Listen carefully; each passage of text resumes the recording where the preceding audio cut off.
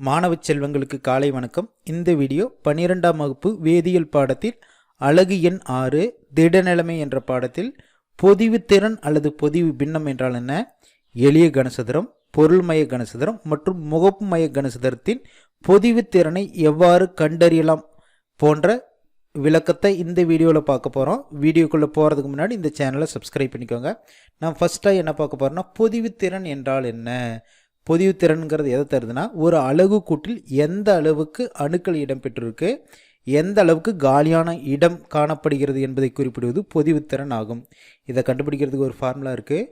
பொதிவு திறன் அல்லது பொதிவு பின்னம் ஈக்குவல் அலகு கூட்டுள்ள அனைத்து கோளங்களின் கன அளவை அலகு கூட்டின் கன அளவால் வகுத்து 100ஆல் பெருக்கும்போது நமக்கு பொதிவு பின்னம் அல்லது பொதிவு திறன் கிடைக்கிறது. இது ஒரு முக்கியமான 2 மார்க் கொஸ்டின்.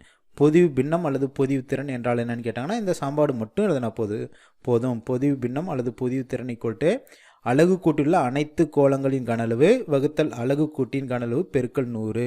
இந்த சாம்பாடு தான் பொதிவு திறனை தரக்கூடிய சாம்பாடு. அடுத்ததாக என்ன பார்க்க போகிறோம்னா, எளிய கனசதுரத்தின் பொதிவு திறனை கண்டறிய போகிறோம். நமக்கு ஏற்கனவே தெரியும், எளிய கனசதுரம்னா ஒத்த அணுக்கள் மூலையில் மட்டும் அமைந்திருக்கும். எனவே ஒரு அலகு கூட்டில் பார்த்தோம்னா 8 மூலைகள் இருக்கும்.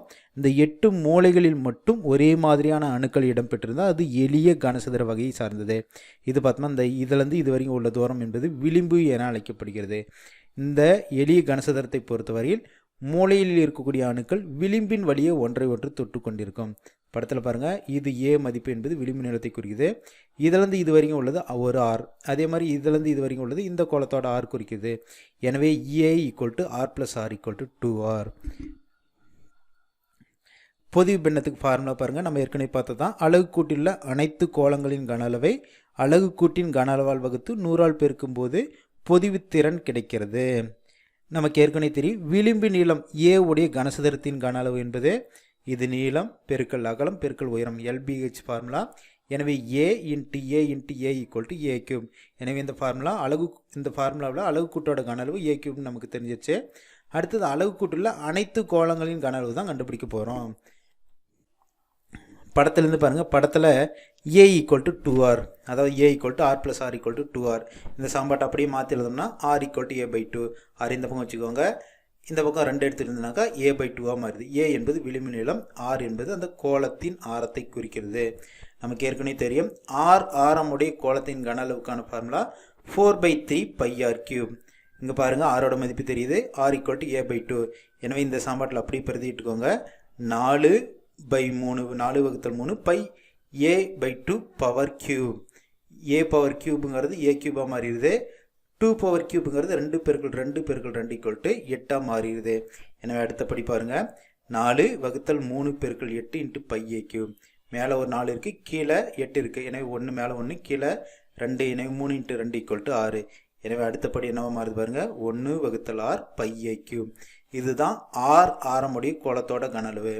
என்ன வேணும் நமக்கு, அலகு கூட்டில் அனைத்து கோளங்களோட கன அளவு கண்டுபிடிக்கணும். அதுக்கு நம்ம ஏற்கனவே ஒரு வீடியோவில் பார்த்துருக்கோம். ஒரு அலகு கூட்டுள்ள அணுக்களின் எண்ணிக்கை எவ்வாறு கண்டறிதலுக்கு ஒரு வீடியோவை பார்த்துருக்கோம். அதில் எளிய கனசதுரத்தில் ஒரு அலகு கூட்டுள்ள அணுக்களின் எண்ணிக்கை 1. எனவே இந்த மதிப்பை ஆரமுடைய கோளத்தோட கன அளவை 1ஆல் பெருக்கும்போது அலகு கூட்டுள்ள அனைத்து கோளங்களோட கன அளவு கிடைச்சிருது. அதாவது அலகு கூட்டுள்ள அனைத்து கோளங்களோட கன அளவுன்னு பார்த்தோம்னாக்கா இதே தான், πa/6 கிடைக்குது. அதாவது எளிய கனசதுர வடிவமைப்பில் ஒரு அலகு கூட்டில் காணப்படும் கோளங்களின் எண்ணிக்கை, அதாவது அணுக்களின் எண்ணிக்கை 1. எனவே அலகு கூட்டுள்ள அனைத்து கோளங்களின் கன அளவு என்பது πa/6. 1ஆல் பெருக்கினாலும் 1 தான், பெருக்கினாலும் 1 தான். இப்போ பாருங்கள், இந்த ஃபார்முலாவில் அலகு கூட்டுள்ள அனைத்து கோளங்களின் கன அளவு கிடச்சிருச்சு. அடுத்தது அலகு கூட்டோட கன அளவு ஏற்கனவே இங்கே a/3 கண்டுபிடிச்சிருக்கோம்.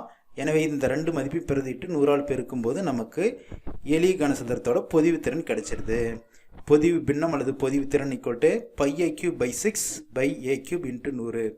அடுத்த படியில் குறுக்கு பெருக்கில் தலைகீழாக மாறும்போது இந்த a³ கேன்சல் ஆயிடுது. அப்போ மீதி என்ன இருக்குன்னு பாருங்கள். மீதி என்ன இருக்குனாக்கா 100π/6 கிடைக்கும். இந்த a³ கேன்சல் ஆயிடுது. 100 பையும் பெருக்கணும், 100 பை வருது /6. இது ரெண்டையும் சுருக்கும் போது நமக்கு என்ன கிடைக்குதுன்னா 52.31%. அதாவது எளிய கனசதுரத்தில் 52.31% அணுக்கள் இடம்பெற்றிருக்கும். மீதி இருக்கக்கூடிய சதவீதத்தில் காலியான இடமானது காணப்படுகிறது. இந்த மதிப்பு என்பது எளிய கனசதுரத்தின் பொதிவுத்திறன் மதிப்பாகும். நம்ம அடுத்ததாக என்ன பார்க்க போறோம்னா பொருள்மய கனசதுரத்திற்கின் பொதிவுத்திறனை கண்டறிதல். நமக்கு ஏற்கனவே தெரியும் பொருள்மய கனசதுரம்னா ஒரே மாதிரியான அணுக்கள் மூலையில் இடம்பெற்றிருக்கும். அது மட்டும் இல்லாமல் பொருளின் மையத்தில் ஒரு அணுவானது இடம்பெற்றிருந்தால் அது பொருள்மைய வகை கனசதுரத்தை சார்ந்தது. இதில் பாருங்க ஒரு ரெண்டு முக்கோணம் கொடுத்துருக்காங்க. இதிலிருந்து இதுவரை ஏபிங்கிறது ஒரு விளிம்பு நீளத்தை குறிக்குது. அதே போல் பிசிங்கிறதும் ஒரு விளிம்பு நீளம் ஏவை குறிக்குது. இதே போல் சிஜிங்கிறதும் விளிம்பு நீளத்தை குறிக்கிறது. ஒரு முக்கோணம் பாருங்க, முக்கோணம் ஏபிசி. ஏபிசியில் ஏவோட மதிப்பு ஏபியோட மதிப்பு தெரியுது ஸ்மால் ஏ. இதே போல் பிசியோட மதிப்பும் ஸ்மால் ஏன்னு தெரியுது. இதில் பார்த்தோம்னாக்கா ஏசியோட மதிப்பு தெரியாது. அது பித்தாகரஸ் தேற்றத்தை பயன்படுத்தி கண்டுபிடிக்கணும். இதே போல் இந்த சமன்பாட்டில் ஏசியோட மதிப்பு கண்டுபிடிச்ச பின்னாடி அதன் மதிப்புன்னு பார்த்தா உதாரணமாக ஏ/√2 ஏ×√2ன்னு வரும். இந்த மதிப்பை இதில் பார்த்தோம்னாக்கா இதிலேருந்து இது வரைக்கும் உள்ள மதிப்பு தெரியுது. அதே மாதிரி இதிலேருந்து இது வரைக்கும் உள்ள மதிப்பு தெரியுது.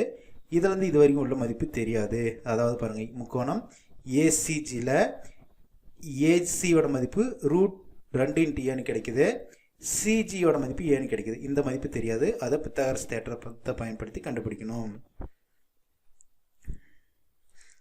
பாருங்க, நம்ம ஏற்கனவே சொல்லியாச்சு பொருள்மய கனசதுரம்னா இந்த மூலையில் ஒரே மாதிரியான அணுக்கள் மூலையில் இருக்கும். அது மட்டும் இல்லாமல் பொருளின் மையத்தில் காணப்படும் ஒரு அணுவானது. இந்த மூலையில் காணப்படக்கூடிய அணுக்கள் இந்த மூளை விட்டத்தின் வழியாக ஒன்றை ஒன்று தொட்டு கொண்டிருக்கும். ஆனால் விளிம்பின் வழியாக தொட்டு கொண்டிருப்பதில்லை. இங்கே பாருங்கள், இதுக்கும் இதுதான் விளிம்புன்னு சொல்கிறோம். இதில் ஒன்றை ஒன்று தொட்டு கொண்டிருப்பதில்லை. ஆனால் மூளை விட்டத்தின் வழியாக தொட்டு கொண்டிருக்கும். இதில் பாருங்கள், முக்கோணம் ஏபிசியில் ஏசியோட மதிப்பு கண்டுபிடிக்கணும்.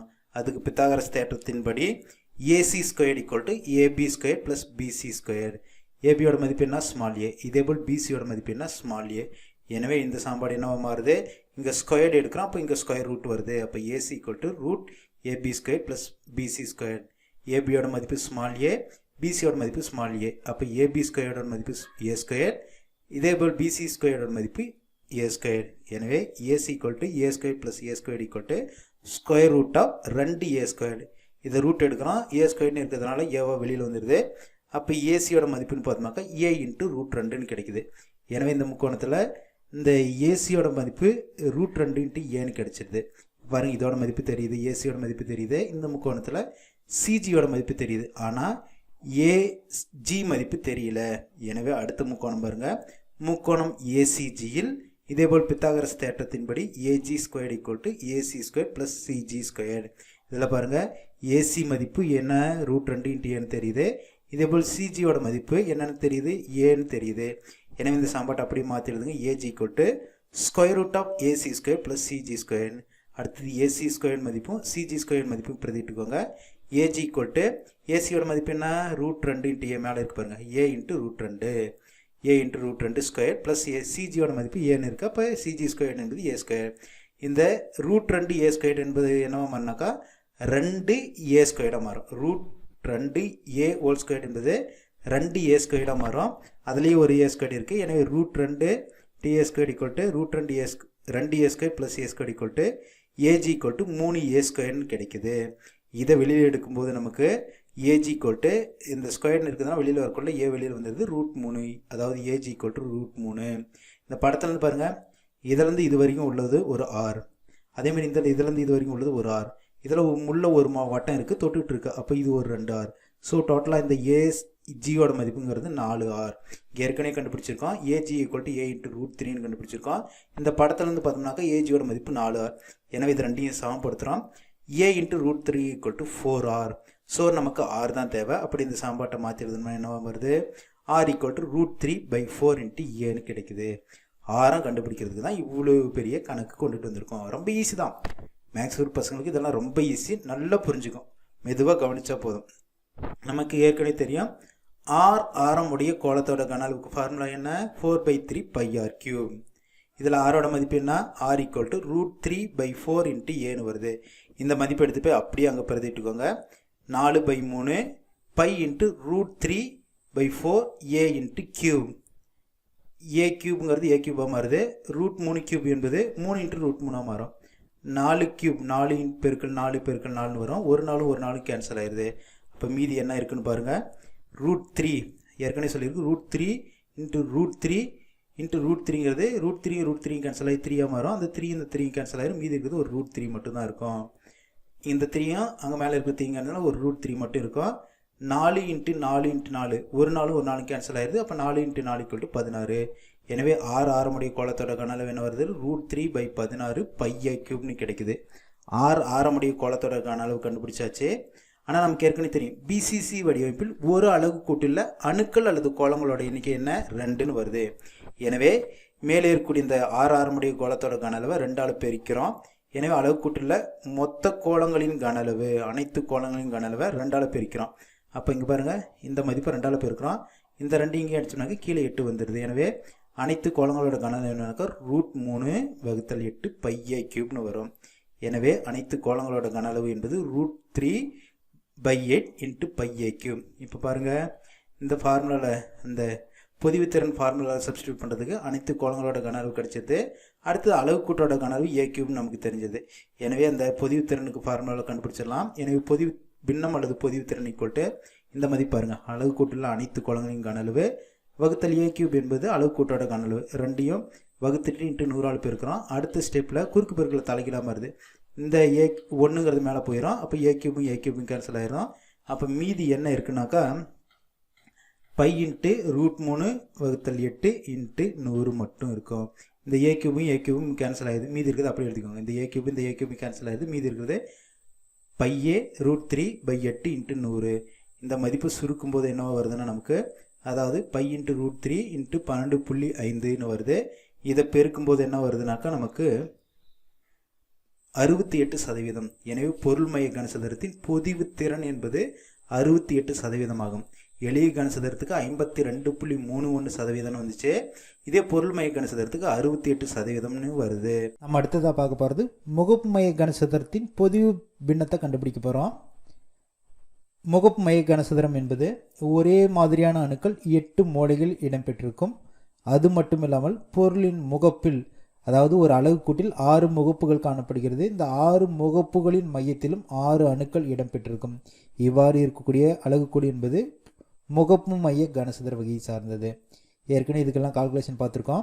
ஒரு அலகு கூட்டுள்ள அணுக்களின் எண்ணிக்கை கண்டறிதலுக்கு வீடியோவை பார்த்துருக்கோம். அதில் ஒரு அலகு கூட்டுள்ள அணுக்களின் எண்ணிக்கை எளிய கனசதுரத்துக்கு 1, பொருள் மைய கனசதுரத்துக்கு 2, முகப்பு மைய கனசதுரத்துக்கு ஒரு அலகு கூட்டுள்ள கோலங்களின் எண்ணிக்கை அல்லது அணுக்களின் எண்ணிக்கை என்பது 4ன்னு வரும். நம்ம என்ன கண்டுபிடிக்க போகிறோம்? முகப்பு மைய கனசதுரத்தின் பொதிவு பின்னத்தை கண்டுபிடிக்க போகிறோம். இங்கே பாருங்கள், ஒரு முக்கோணம் கொடுத்துருக்காங்க பாருங்கள். முக்கோணம் ABCயில் இதில் பாருங்கள், ஏபியோட மதிப்பு ஸ்மால் ஏன்னு தெரியுது.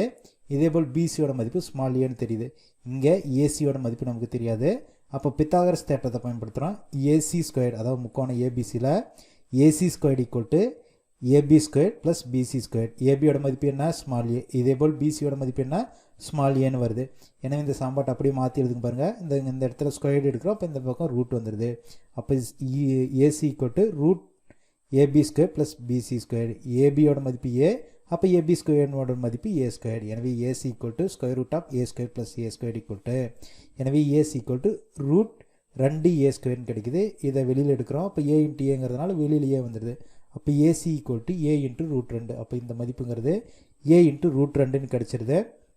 இந்த பாருங்கள் படத்தில், இது ஒரு R, இது ஒரு R, 2 R, இங்கே ஒரு 2 R இருக்குது. ஸோ டோட்டலாக ஏசியோட மதிப்புங்கிறது 4 R. எனக்கே பாருங்கள், அப்போ ஏசியோட மதிப்பு A × √2ன்னு கண்டுபிடிச்சிருக்கோம். AC = 4 Rன்னு படத்துலேருந்து வருது. எனவே இது 2 சமம். எனவே 4 R = A × √2. நமக்கு தேவையானது R தான். அப்போ R = A × √2/4ன்னு வருது. இப்போ ஆரத்தை கண்டுபிடிச்சாச்சு. அடுத்து என்ன கண்டுபிடிக்க போகிறோன்னா, ஒரு R ஆரமுடைய கோலத்தோட கன அளவு கண்டுபிடிக்க போகிறோம். R ஆரமுடைய கோலத்தோட கன அளவுக்கு ஃபார்முலா 4/3 πr³. ஆரோட மதிப்பு என்ன? R = A × √2/4ன்னு வருது. இந்த மதிப்பு அப்படியே எடுத்துகிட்டு வந்து இங்கே பிரதிட்டுக்கோங்க R மதிப்பை. எனவே 4/3 π × A × √2/4 × π³ வருது. அப்போ A³ A × A = A³ வந்துடுது. அப்போ இங்கே √2ன்னு வருது இல்லைங்களா? √2ங்கிறது க்யூபுங்கிறது √2 × √2 × √2ன்னு வரும். ஒரு √2 பெருக்கும்போது 2 மாறுது. எனவே √3ங்கிறது 2 × √2ன்னு வரும். இங்கே 4 × 4 × 4ன்னு வரும். அப்போ அதில் ஒரு நாளும் இங்கே ஒரு நாளும் கேன்சல் ஆயிடுது.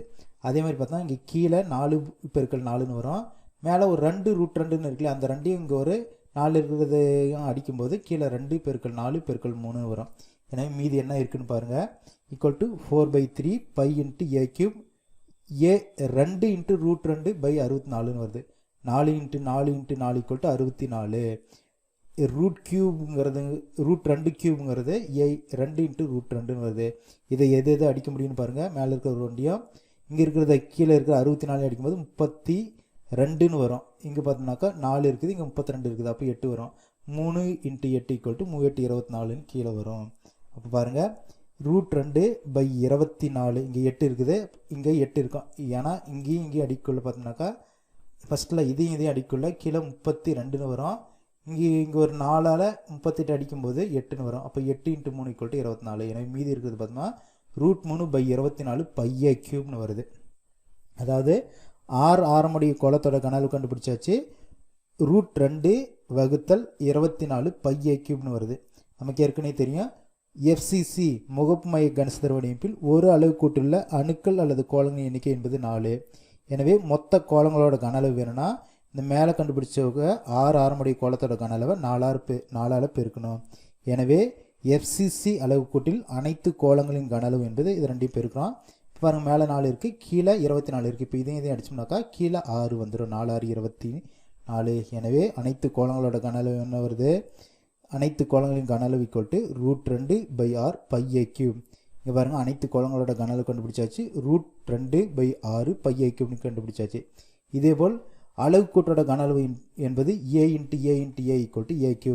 எனவே அளவு கூட்டோட கன அளவு கண்டுபிடிச்சாச்சு. அடுத்து அனைத்து கோலங்களோட கன அளவும் கண்டுபிடிச்சாச்சு. இந்த மதிப்பை a³ வகுத்து 100ஆல் பெருக்கும்போது நமக்கு முகப்பு மைய கனசதுரத்தோட பொதிவுத்திறன் கிடைச்சிரும். எனவே விளிம்பு நீளம் a உடைய கனசதுரத்தின் கன அளவு என்பது a × a × a = a³. எனவே கன அளவும் கிடைச்சிருச்சு. எனவே பொதிவு பின்னம் அல்லது பொதிவுத்திறனுக்கு ஃபார்முலா என்ன? அளவு கூட்டுள்ள அனைத்து கோலங்களின் கன அளவை அளவு கூட்டின் கன அளவால் வகுத்து 100ஆல் பெருக்கும்போது நமக்கு பொதிவு பின்னம் அல்லது பொதிவுத்திறன் கிடைக்குது. எனவே இந்த மதிப்பை எடுத்து பிரதிட்டுக்கோங்க. பொதிவு பின்னம் அல்லது பொதிவுத்திறன் இந்த மதிப்பை a³ வகுக்கிறோம். இந்த மதிப்பு எழுதியாச்சு. a³ இந்த a³ கேன்சல் ஆகிடுது. மீதி இருக்கிறது பார்த்தோம்னாக்கா √2 π × 100/6ன்னு வரும். எனவே பொதிவு பின்னம் அல்லது பொதிவுத்திறன் π × √2/6 × 100. இதை சுருக்கும்போது என்ன வருதுனாக்கா பொதிவு பின்னம் π × √3 × 12.5 என்ன வருதுனாக்கா பொதிவு பின்னம் 74% வருது. எனவே முகப்பு மைய கனசதுரத்தின் பொதிவு பின்னம் என்பது 74%. எளிய கனசதுரத்துக்கு 52.31, பொருள் மைய கனசதுரத்துக்கு 68%, முகப்பு மைய கனசதுரத்திற்கு பொதிவு பின்னம் என்பது 74%. எனவே இந்த மூன்றையும் ஒப்பிடும்போது முகப்பு மைய கனசதுரத்துக்கு பொதிவு பின்னம் அதிகமாக காணப்படுகிறது. அதாவது முகப்பு மைய கனசதுரத்தில் அணுக்கள் எண்ணிக்கை அதிக அளவில் 74% இடம்பெற்றுள்ளது.